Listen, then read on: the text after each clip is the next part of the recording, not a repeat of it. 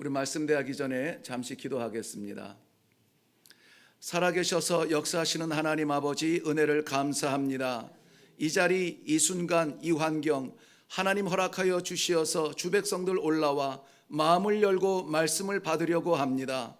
준비된 말씀이 아니라 하나님 허락하여 주시는 말씀이 선포되게 하여 주시옵소서. 이 시간에 이 땅 위에 선포되어지는 모든 강단마다 우리 하나님 아버지 주관하여 주시어서 사람을 세우지 아니하며 주의 종을 세우셔서 우리 하나님 아버지 작정하신 말씀들이 선포될 때에 선포된 말씀을 인하여서 교회들이 살아나고 성도들이 살아나고 이 나라가 살아나서 우리 하나님 아버지 기뻐하시고 춤추시는 복된 하루가 되게 하여 주시옵소서. 감사하고 예수님 이름으로 기도하옵나이다. 아멘. 오늘 우리는 2020년도 맥주 감사 주일 예배로 하나님 앞에 드리고 있습니다. 많은 사람들이 의아해하죠. 왜냐하면 지금 우리 한국의 문화도 바뀌어서 이전에는 농경 문화 속에서는 맥주 감사 주일 하면은 그 보리를 추수하고 나서 드려지는 그 즈음, 그런데 이 절기가 작정된 것은 사실은 우리나라가 아니죠. 우리나라에 와서 이 날짜의 변경이 있지만은 본래 하나님께서 맥추절을 지키라 했을 때에는 히브리 민족들, 광야에서 가나안 땅을 향해 가는 그 민족들에게 하신 말씀이에요. 그런데 그 말씀이 하나님의 약속의 말씀인 것이 은혜가 되지 않습니까? 당장 자신들은 밭도 없고 그 땡볕 아래서 농사하는 법도 모르고 아무것도 몰라요. 그런데 하나님께서 맥추절을 지키라 이렇게 말씀하세요. 그런데 맥추절 하면은 보리를 거두고 나서 추수하고 나서 이 절기를 지켜라 이렇게 번역이 되어서 조금 더 혼란스러운데요. 맥추절을 지키라는 말의 본래의 뜻은 추수를 마치고 나서 이 절기를 지켜라, 이 축제를 행하라 하는 말씀이에요. 그러니까 꼭 맥추, 보리의 추수에 매이지 않아도 돼요. 추수를 마치고 나서 하나님께 드려지는 그 절기가 맥추절인데, 시기적으로 보면은 사실은 이 추수를 마치고 나서 하는 절기도 아닐 수가 있다라고 해석을 하기도 합니다. 왜냐하면 그것을 간단하게 설명을 드리면 유대인들이 하나님 앞에 꼭 1년에 3차례 나가서 얼굴을 보여야 하는 그러한 절기들이 있죠. 6월절과 7.7절이 있고 수장절이 있죠. 6월절은 하나님께서 그의 백성들을 애굽에서 이끌어내실 때에 어린 양의 피 문설주에 발라 죽음의 사자가 건너가 유월하여서 드리는 감사의 절기로 드립니다. 6월절 지나서 첫 안식일 지난 다음 날, 그러니까 안식일은 보통 우리 구약적 이해 속에서는 토요일에 해당이 되는데요.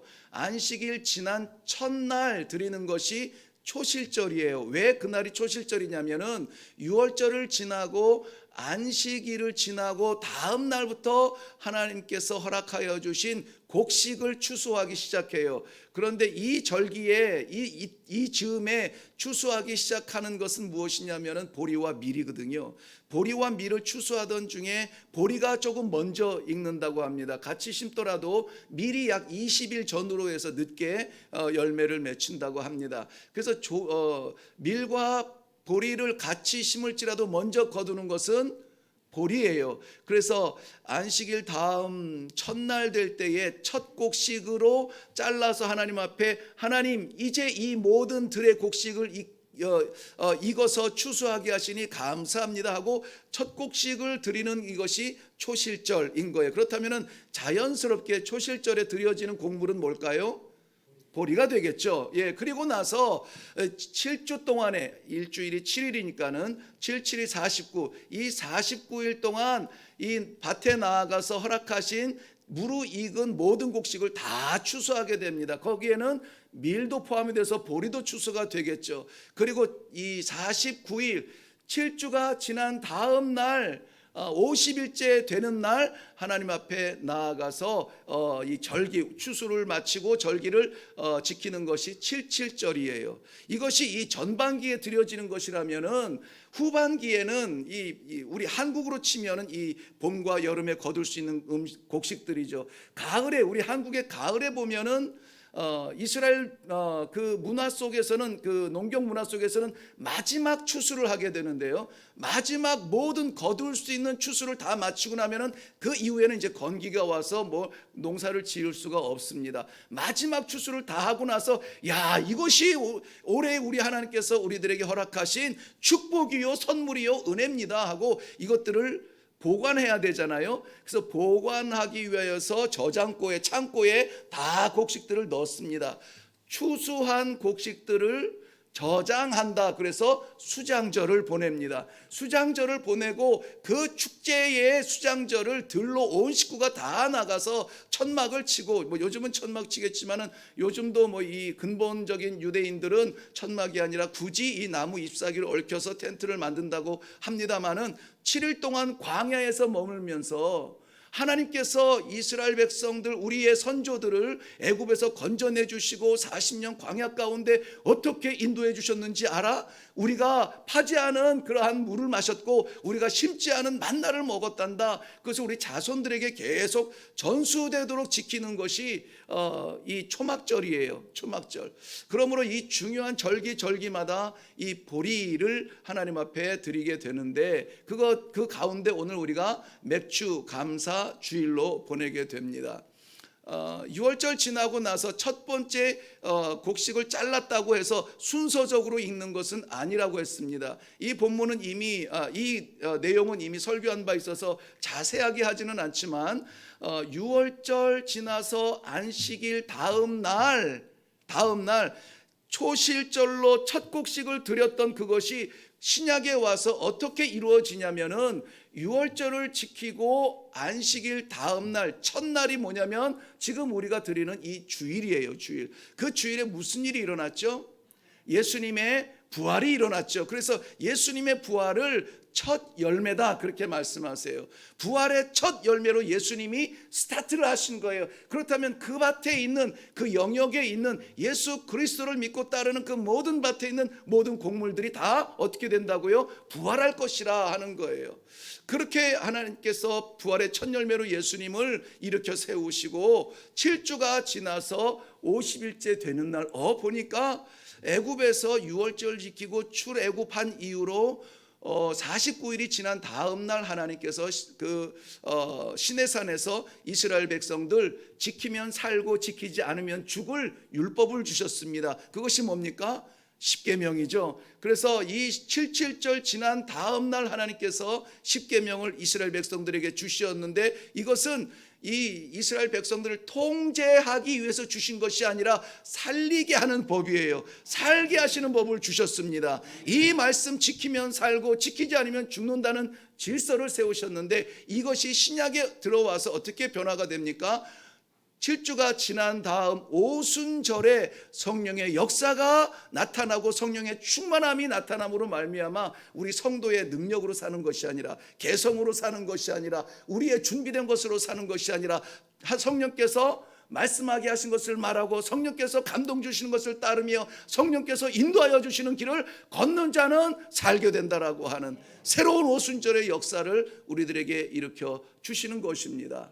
그 감격이 우리 안에는 있어야 돼요. 그래서 예배는 하나님 앞에 나아갈 때 감동 속에 나가요. 감격 속에 나갑니다. 삶이 힘들고 지쳤을지라도 그저 주님 전에 올라오면은 왠지 무장이 해제가 되어지고 하나님 오늘 우리 찬송을 했습니다마는 세상 모든 것들 다 변하고 다 흔들리고 내가 그렇게 굳건하게 붙들어온 것도 무너지며 다 우리에게 등 돌릴지라도 영원히 떠나지 아니하는 나의 영원한 친구 예수 그리스도 그분만 있으면 됩니다 하는 그런 감격 속에 주님 제가 왔어요.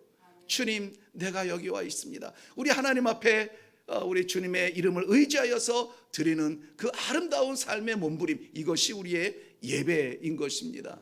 오늘 이 2020년도 맥주 감사 주일을 통하여서 우리는 보리의 개념이라든지 이것을 해석하느라고 바쁘지 아니하고 정말 우리의 삶 가운데 허락하신 하나님의 은혜로 말미암아 다시 한번 예배에 힘을 얻습니다. 다시 한번 하나님 앞에 나아가기를 원합니다. 이러한 우리의 근본적인 예배의 질이 예배의 본질이 회복되어지는 이 아침이 되시기를 주님의 이름으로 축원합니다. 오늘 이 예배를 드리는 사람은, 본문에 등장하는 사람은 노아입니다. 노아가 하나님 앞에 제단을 쌓았다라고 말하고 있어요. 그 배경을 우리는 너무나 잘 알고 있습니다. 하나님은 완전하신 하나님이십니다. 아멘이세요? 아멘입니다. 완전하신 하나님이 완전하신 우주를 창조하셨습니다. 말씀으로 창조하시고 불만이 없으셨어요. 좋다. 그 가운데 특별하게 사람을 만들어 주시고는 참 좋다. 왜 그렇습니까? 우주 그 어떤 어마어마한 창조물 가운데서도 아버지의 형상은 없어요. 하나님의 형상을 담은 것들은 없습니다. 금수강산이 아무리 화려하고 백두산 아무리 멋있고 한라산 아무리 아름다워도 하나님의 형상으로 창조되지 않았어요. 우리만 하나님께서 하나님의 형상으로 만들어 주셨습니다. 그런데 우리 안에 하나님께서 완벽하게 그 형상을 따라서 지은 사람 속에 교만의 마음을 틈타고 들어온 죄가 있습니다. 이 죄는 죄에서 끝나지 않습니다. 이 죄로 말미암아 사망의 음침한 골짜기가 파여졌는데요, 도저히 건널 수 없는 사망입니다. 무엇으로도 건널 수 없는 사망으로 하나님과 우리는 완전 결별의 시대가 되었습니다. 그런데 하나님께서 죽음 가운데 허덕이고 있는 우리 영혼들을 불쌍히 여겨 주시어서 예수 그리스도 독생자를 십자가에 못 박으심으로 말미암아 거기 죽음으로 끝나지 않을 영원한 생명의 다리를 놓아 주셨습니다. 창세기 6장 8절 말씀에 보면은 그러나 노아는 여호와께 은혜를 입었더라라고 말씀하고 있어요. 노아는 여호와께 은혜를 입었더라. 노아는 여호와께 은혜를 입어서 삽니다. 그 아름답게 창조된 창조의 세계 속에 교만과 죄와 사망이 들어와서 하나님께서 도저히 볼 수 없어서 마음이 아프고 마음이 답답하여서 물로 심판하는 그 와중에 노아는 하나님께 은혜를 입어서 구원을 받습니다. 너무나 놀라운 은혜의 말씀이에요. 아무것도 없습니다. 이 지구상에 살아날 수 있는 생명체가 아무것도 없습니다. 그런데 노아는 살았어요. 노아뿐만이 아니라 노아의 가족이 살았습니다. 그뿐만이 아니라 노아를 통하여서 지은 이 방주 안에 모든 동식물들이 살아났다는 것입니다. 한 사람 은혜 받으면 돼요. 한 사람 은혜 받으면 삽니다. 우리의 가족 가운데서도 하나님 왜 이렇게 나를 힘들게 하세요? 하나님 왜 이렇게 나에게 이 십자가를 주셨어요? 고민하며 눈물을 흘리며 가슴 치지만은 하나님의 은혜로 말미암아 이 한 사람 살았다면 우리의 가족의 구원은 반드시 일어날 줄로 믿습니다. 이 은혜를 사모하는 사람들이 되어야 돼요. 나 구원받았고 살았으니 됐어. 아이고 저 사람 어떻게 살든지 나는 상관 안 할 거야. 이게 아니라 하나님께서 나를 인하여서 우리의 가족을 구원하시고, 일회교회도 마찬가지입니다. 우리 다 같이 같은 심정으로 내가 하나님 앞에 은혜 받으면 일회교회는 산다. 내가 목사 볼 것이 아니라 누구 볼 것이 아니라 내가 하나님의 은혜 받으면 산다. 노아 한 사람 은혜 받아 그 가정만 살았나요? 아니죠. 지금 이 땅에 살아가고 있는 우리 모든 민족들의 씨가 됐잖아요. 첫사람이 됐잖아요. 우리 하나님의 은혜를 받으면 이 놀라운 역사가 우리를 통하여서 오늘도 일어날 줄로 믿습니다. 나 한 사람 은혜 받아 보세요. 나만 사는 것이 아니라 우리 가정이 살죠. 우리의 가정만 삽니까? 우리 민족을 살리죠. 선교를 통하여서 알지 못하는 땅끝에 있는 민족까지 살리는 그 일을 하나님께서 이루어 주신다는 사실을 믿으시기를 바랍니다. 심판 가운데 이 노아가 1년 만에 드디어 땅을 밟습니다. 1년 만에 이 땅 밟고 나서 노아가 한 첫 번째 일이 무엇이냐?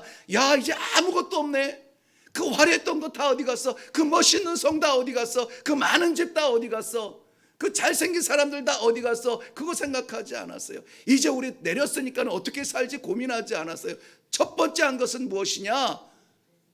여호와께 제단을 쌓더라 그랬습니다. 여호와께 제단을 쌓더라. 여호와께 제단을 쌓는 것은 시작이에요. 여호와께 제단 쌓지 아니하고 시작할 수가 없습니다. 새로운 삶을 살기 원하세요? 예배부터 회복하세요. 엄청난 꿈을 가지고 계획하고 밤을 새며 연구합니까? 예배부터 시작하세요. 예배의 자리부터 우리가 하나님 앞에 나아갈 수 있기를 바랍니다. 이 제단을 통하여서 하나님께서는 살 길을 이 땅에 허락하여 주신 줄로 믿습니다. 오늘 이 노아가 쌓은 이 제단을 통하여서 이 맥주 감사 주일에 우리에게 회복되어져야 되는 예배는 어떤 것인가, 말씀을 통하여서 우리 한번 깊이 묵상하고 그대로 기도하고 그대로 실천하여서 우리의 예배가 이 노아의 예배처럼 새 생명이 시작되는 놀라운 축복의 예배들이 되시기를 주님의 이름으로 축원합니다. 예배를 드리는 것은 성도들의 선택이 아니라 성도들의 임무요 책임이라고 말씀드렸습니다. 성도라면은 뭐 해야 됩니까? 예배 드려야 돼요. 하나님 앞에 제단을 쌓아야 돼요. 이 제단을 쌓는 근본은 무엇입니까? 하나님을 인정하는 겁니다. 예수 믿는 사람들, 성도들은 내 생명 살아있다는 것을 믿는 사람들이고, 영생을 믿는 사람들이고, 천국을 믿는 사람들이고, 그 천국의 소유권을 하나님께서 주신 선물이라는 것을 믿는 사람들이에요. 그렇다면 누구를 인정해야 돼요? 하나님을 인정해야 돼요. 하나님의 살아계심을 인정해야 돼요. 나보다 누구? 하나님이에요. 나보다 하나님이에요. 그래서 신앙생활 하는 것이 재미없을 수가 있습니다. 신앙생활 하는 것이 너무나 힘들 수가 있어요. 신앙생활 하는 것이 너무나 답답할 수가 있습니다. 좀 쉬운 길도 있고 재밌는 길도 있고 그런 것들이 많은데 왜 우리에게는 날마다 이 사명 앞에서 세우시며 사명을 맡기시는지 몰라요. 그게 은혜고 그게 복입니다. 하나님이 쓰실만 하면 세우시고 쓸모없으면 안 쓰세요. 하나님께서 쓰실 때까지 우리를 마음껏 쓰시면 그게 우리 삶 가운데는 가장 큰 축복입니다. 하나님을 인정하시기 바랍니다. 오늘도 우리를 불러주시고 오늘도 우리를 세우시고 성도라고 인쳐주시며 마음껏 예배드릴 수 있도록 우리를 뽑으신 하나님, 그 하나님을 인정하시기를 바랍니다. 오늘 20절 말씀에 보면은 이 노아의 제단에 아주 중요한 특징이 나옵니다. 여호와에 대한 인정인데 한번 보세요. 20절 말씀, 노아가 여호와께 제단을 쌓고 그랬습니다. 노아가 누구에게? 여호와께 무엇을? 제단을 쌓고, 이 제단이라고 하는 것은 그 당에 이런 성전이 없었으니까는 돌무더기를 쌓았든 뭐를 쌓았든 아무튼 지금 시대로 이해하면 예배라고 이해하면 가장 좋습니다. 여호와께 예배를 드리는 거예요. 여호와께 제단을 쌓는 거예요. 그런데 저는 지금 우리 이레교회의 이 성경책을 가지고 설교를 하는데요. 제가 준비하는 성경책은 늘 제 곁에서 선교지에서도 함께하고 늘 곁에서 제가 묵상하던 책이라, 제가 어느 날 이 한국에 와 보니까는 성경도 바뀌고 찬송도 바뀌었어요. 좀 더우니까는 요거 한마디 할게요. 내 허락도 없이. 그럼 바뀌어가지고 당황할 때가 많아요. 그런데 심각한 게 바뀐 것도 아니고 그저 이렇게 토시아나 이런 것들을 바꾼 것들도 많아요. 그래서 기분이 좀 이렇게 언짢을 때도 있는데, 그런데 어떤 때는 보면은 이 글자 하나가 이런 차이가 있나? 그런 것을 깨달을 때도 많거든요. 그래서 저는 항상 제가 말씀을 묵상하고 준비하고 우리 교회에 쓰는 이 성경, 개역 개정 성경으로 다시 한번 확인하는 작업을 꼭 합니다. 근데 오늘 노아는 여호와께 제단을 쌓았다 그랬습니다. 여호와께 제단을 쌓았다는 것은 제단의 방향성이에요. 누구에게 제단을 쌓았다고요?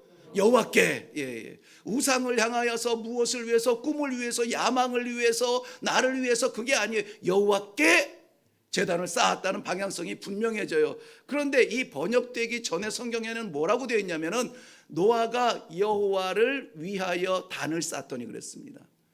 여호와를 위하여 단을 쌓은 거예요. 여호와께 단을 쌓은 것과 여호와를 위하여 단을 쌓은 것의 차이는 뭘까요?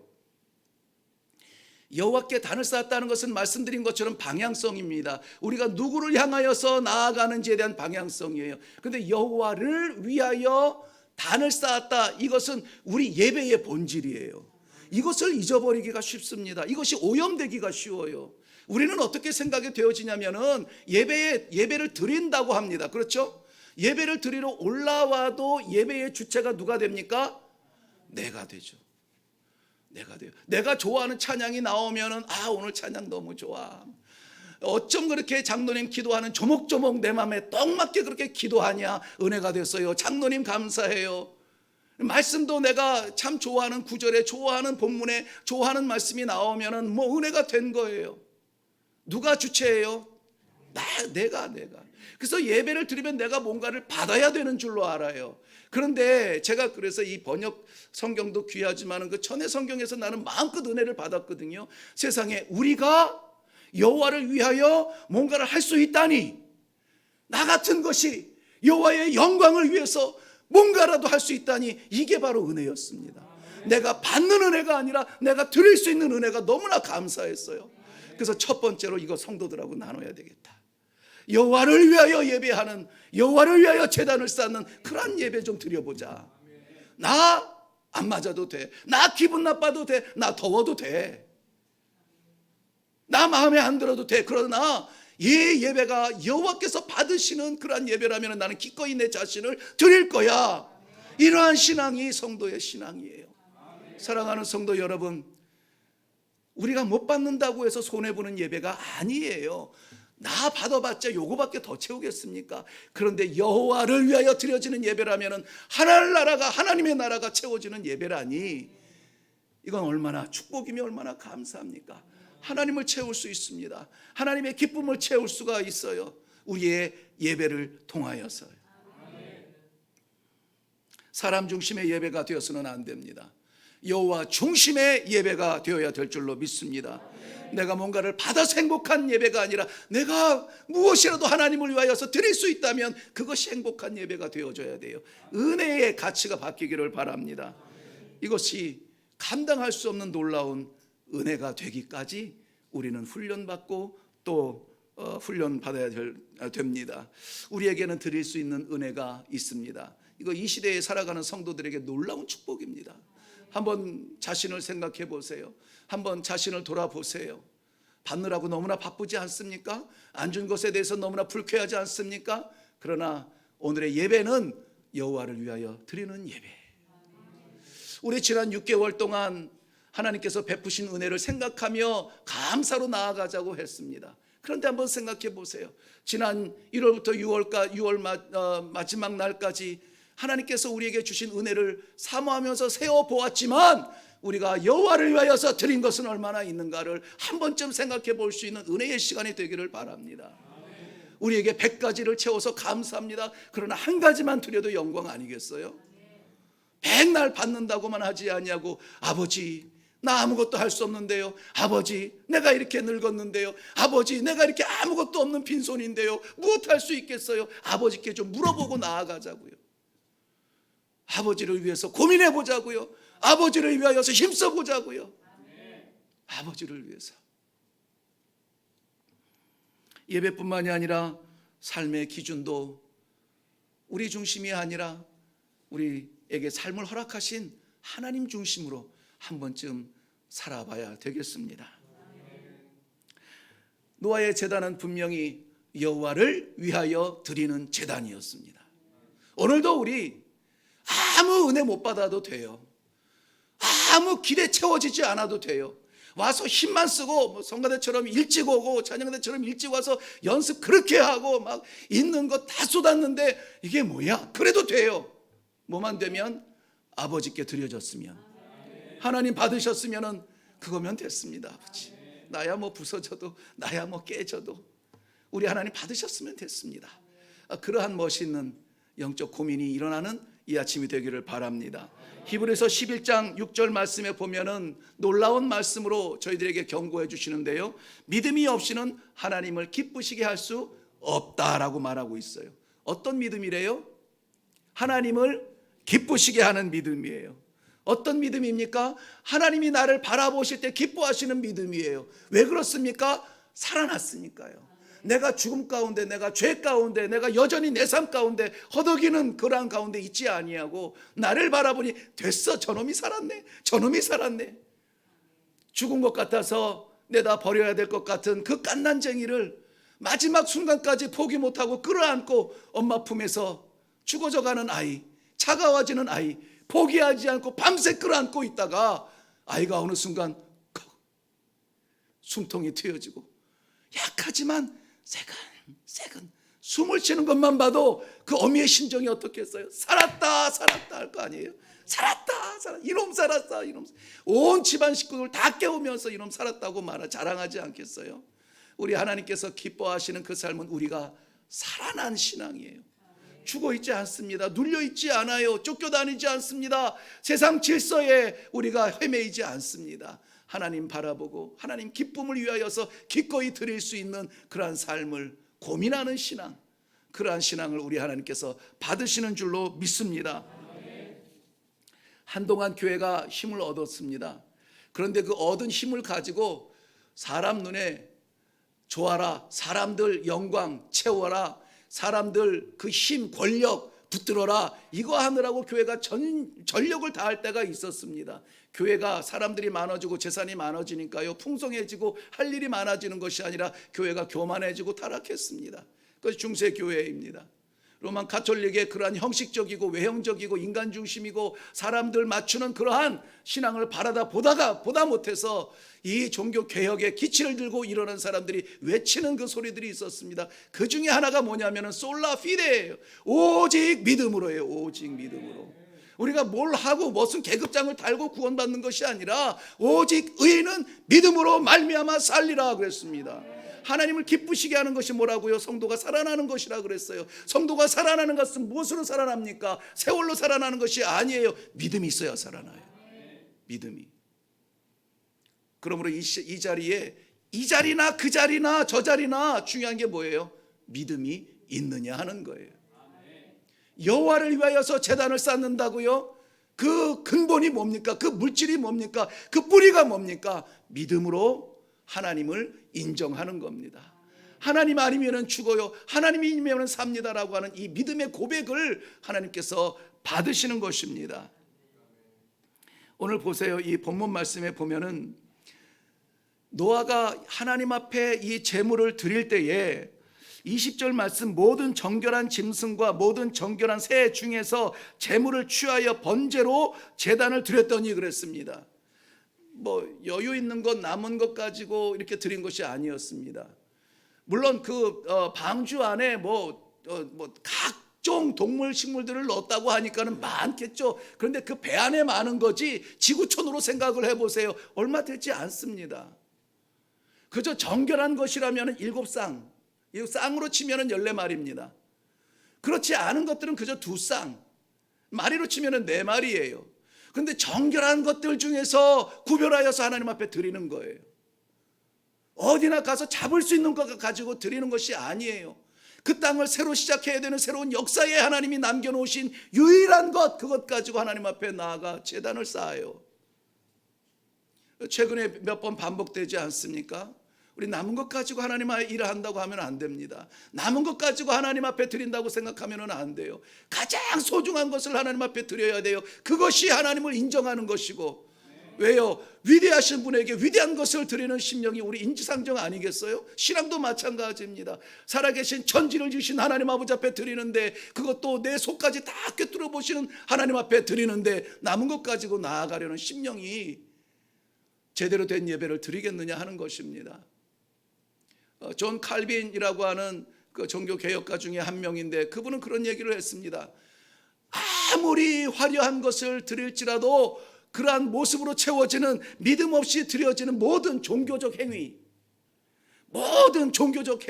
아니면은 원래 써 있기는 모든 종교의 행위라고 했지만은 모든 종교적 행위라고 하는 것이 더 좀 가까울 것 같아요. 모든 종교적 행위, 믿음이 없다면은 하나님 앞에 고약한 냄새를 풍길 뿐이라 그랬습니다.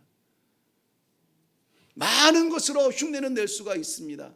그러나 믿음이 없다면 귀한 것으로 드릴 수 있는 마음도 생기지 않을 뿐만이 아니라 그것이 하나님 앞에서는 고약한 냄새로 올려진다는 것입니다. 기왕에 드릴 거 하나님께서 받으시는 예배로 드려야지. 고약한 냄새 때문에 우리는 힘쓰고 애써서 몸부림쳤는데 이거 뭐야, 이놈 뭐야 하면 되겠습니까? 사랑하는 성도 여러분, 노아의 심정 가운데서는 이 땅에 남겨놓으신 유일한 생명들이라는 것을 분명히 알았습니다. 그럼에도 불구하고 그것을 뭐해서 구별하여서 하나님 앞에 드리는 그러한 제단을 쌓았습니다. 믿음의 제단, 믿음의 제단이에요. 감사의 제단, 감사의 제단입니다. 시편 103편 1절 위에 보면은 우리 영혼을 향하여서 내 영혼아 여호와를 찬양하라, 찬양하라 명령하고 있어요. 왜 찬양해야 돼요? 내 형편이 지금 이런데 왜 찬양해야 돼요? 찬양의 이유들을 몇 가지 나열합니다. 먼저는 너의 죄를 사해 주셨고, 그리고 너의 병을 고쳐 주셨고, 생명을 속량하여 주셨고, 인자와 긍휼로 우리에게 관을 씌워 주셨고, 좋은 것으로 만족하도록 우리를 하나님의 나라에 부어 주시는 그 여호와를 찬양하라. 그 외에도 우리는 헤아릴 수 없는 많은 은혜가 있어요. 날마다 우리가 말하는 은혜입니다, 은혜입니다. 그 은혜들이 있습니다. 그러므로 그 은혜를 받았다면 어떻게 해야 됩니까? 예배해야죠. 예배 드려야죠. 감사해야죠. 찬송해야죠. 많은 것을 받고도 입시 있는 것 우리 사람들 속에서도 괘씸한 거예요. 많이 베풀고 사랑하고 기억해주고 안아주고 열어주고 도와주고 했는데 고맙다는 말 하나 없이 자기가 그렇게 한 줄로 알고 버티고 있다면은 우리 마음, 사람들도 마음 좀 속상하지 않겠어요? 하나님의 형상을 가졌다니 우리 하나님도 그렇게 다르지 않을 것 같아요. 우리들에게 그렇게 생명 주시고 영생 주시고 하나님의 나라까지 상속권을 부어 주셨는데 감사할 줄 모르고 예배할 줄 모르고 아직까지도 더 달라고 하고 아직까지도 내 중심으로 살아가는 성도들이라면, 신앙인이라면 우리 하나님을 기쁘시게 할 수 있을까요? 세상 모든 사람들이 뭐라고 할지라도 이 좀 광신적인 느낌이나 그래도 우리는 하나님만 외쳐야 돼요. 그래도 세상을 놓치고 하늘나라 잡으면 성공 아닙니까? 세상 육신의 삶, 백세 포기하고 영생 얻으면 이거 지혜 아닙니까? 그 분명한 진리 앞에서 왜 우리는 혼란스러워하죠? 왜 고민하지요? 오늘 이 믿음이 모든 성도님들의 가슴 속에 새겨지시기를 주님의 이름으로 축원합니다. 그러한 감격 속에 드려지는 예배의 모습들이 이 성경 안에는 가득 차 있습니다. 뭐 우리가 흔히 아는 대로 예수님 잡히시기 직전에 아무도 그 일을 그렇게 누누이 말씀을 하시지만 아무도 마음에 두지 않을 때 조용히 등장한 한 여인은 자기의 그 옥합을 깨뜨려서 그 향유를 부어서 주님의 발을 씻어드리고 그 머리에 부었을 때에 사람은 이렇게 말합니다. 아이고 저거 얼마짜리인데. 금방 값을 생각해요. 아이고 내가 이거 돈이 없는데, 아이고 우리 저 이래교회가 아직 그런 거 할 때가 안 됐는데, 이런 가치, 세상적 가치를 생각합니다. 사람은 그럴 수 있어요. 근데 예수님은 뭐라고 하십니까? 두어라. 이것은 세상적 동전과 가치로 할 수 있는 것이 아니라 그 여인이 무엇을 받았기 때문에? 죄의 용서를 받았기 때문에. 세상 사람 아무도 보지 않는 그 여인을 예수님은 품어주셨기 때문에. 예수님, 세상 사람들은 손가락질하면서 돌팔매를 던지려 할 때 예수님은 그를 끌어안고 용서해 주셨기 때문에 그 해방과 그 자유와 그 생명을 받은 감격 속에서 여인이 많이 가지고 있는 향수 중에 하나가 아니에요. 히브리 문화적으로 보면은 여인에게 이 향수는 자기의 생명과도 같은 겁니다. 자랑할 것이 아무것도 없어요. 재산권이 있습니까? 뭐 배울 수 있는 자격이 있습니까? 그저 여인은 남편의 재산 목록 중에 하나라고 했는데 자기 것으로 소유할 수 있는 것이 그리 많지 않아요. 그리 많지 않습니다. 그저 죽을 때 평생 고생한 내 몸 향기롭게 부을 수 있는 내 향수, 그저 시집 갈 때에 평생 내가 내 인생 맡길 수 있는 신랑 맞이할 때에 드릴 수 있는 그러한 향수, 공개해서 맡을 수 있는 그 향수, 그게 전부거든요. 그걸 깨트렸다는 말은 무슨 의미입니까? 주워 담지 않겠다는 의미예요. 깨트려서 예수님 앞에 부었습니다. 왜 그랬을까요? 감사하니까. 자신의 생명의 가치를 아니까. 예수님은 그 가치로 보시는 겁니다. 사랑하는 성도 여러분, 오늘 2020년도 맥주 감사 주일을 우리는 어떻게 지내게 됩니까? 저는 아무쪼록 이 노아의 이 제단처럼 여호와를 위하여서 드릴 수 있는 제단이라면 이번 주 아니라 다음 주도 맥주 감사주일, 그 다음 주도 맥주 감사주일, 매주일 이런 예배를 드리고, 아니 우리의 삶의 현장마다 이러한 예배를, 이러한 제단을 쌓기를 바랍니다. 그거 아세요? 제단이라고 하는 것, 제단이라고 하는 예배의 현장 같은 느낌이 들지요. 성경에서 이 본문이 처음 등장합니다. 성경에서 처음 등장하는 여호와를 위하여 제단을 쌓는 그 엄청난 일을 이 노아가 합니다. 우리에게도 그러한 엄청난 역사가 있기를 바랍니다. 하나님께서 찾으시는 예배의 그 자리, 하나님께서 기뻐하시는 예배의 그 자리, 그 자리가 바로 우리 성도님들의 자리가 될 수 있기를 주님의 이름으로 축원합니다. 그러면 우리는 여호와께 드리고 뭐가 남아요? 우리는 다 여호와께 드리고 내 인생은 뭐예요? 염려하지 마세요. 우리가 살아가는 것 아닙니다. 하나님께서 살게 하시는 멋진 인생 한번 보실래요? 9장에 넘어가면은 하나님께서 열어주시는 축복의 길들이 이렇게 열립니다. 9장 1절, 생육하고 번성하여 땅에 충만하라. 아멘이십니까? 이게 왜 아멘이 되어져야 되냐면은 천지를 지으시고 하나님의 완벽한 그 형상을 입은 사람을 창조하시고 하신 말씀이에요. 그 축복의 말씀이에요. 창조의 축복의 말씀이에요. 이것이 오늘 노아에게 부어졌습니다. 노아가 어떠해서? 여호와 앞에 제단을 쌓아서요. 예배만 회복되면 하나님께서 열어주시는 이 길을 오늘 볼 수 있기를 바랍니다. 2절 말씀에는 땅의 모든 피조물들이 그를 두려워하겠고 그랬습니다. 우리가 세상을 두려워할 사람들이 아니라니까요. 아니라고요. 세상이 우리를 두려워할 겁니다. 세상이 우리를 두려워할 거예요. 왜 그렇습니까? 우리는 우리가 아니라 우리 뒤에서 우리를 보듬어 주시는 누가 계시니까? 살아계신 하나님이 계시니까. 그 하나님이 우리 뒤에 계십니까? 아니요. 우리 안에 계시는 거예요. 내 안에 살아 계시어서 나와 더불어서 세상을 향하여서 나아가시는데, 하나님 못 믿으면은 우리가 세상을 좀 겁내도 됩니다. 많은 부자 앞에서 좀 기죽어도 돼요. 힘센 사람 앞에서 도망가도 됩니다. 그러나 우리는 하나님이 살아계시는 그런 하나님의 성전 성도들입니다. 세상이 우리를 두려워하도록 하세요. 3절 말씀에 보면 모든 동물 모든 채소를 넉넉하게 누리게 해 주시겠다고 약속해 주십니다.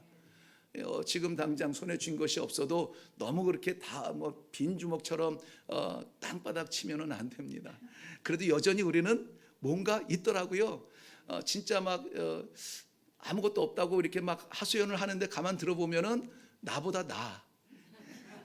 근데 나한테 와서 없다고 다 없어졌다고 잃었다고 막 얘기를 해. 그래서 어떻게 도와드려야 되나?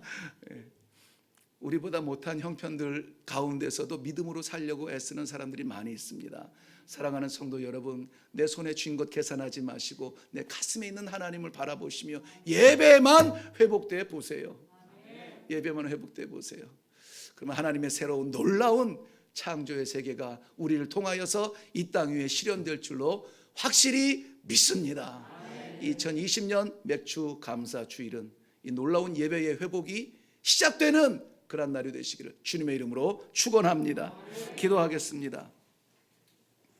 사랑하는 하나님 아버지, 우리가 드릴 수 있는 그 가장 큰 사랑을 총동원하여서 주님께 외칩니다. 주여, 이 사랑을 받아 주시옵소서.